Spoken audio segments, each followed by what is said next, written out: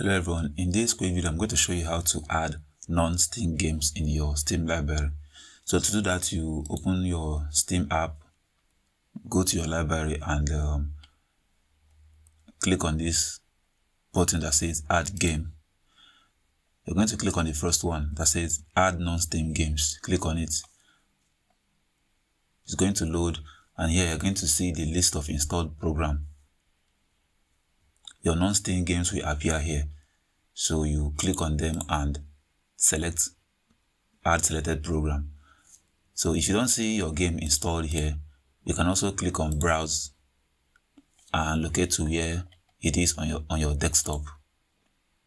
Let me use Mortal Kombat 11 as an example.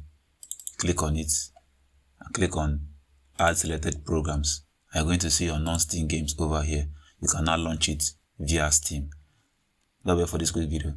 See you guys in the next one.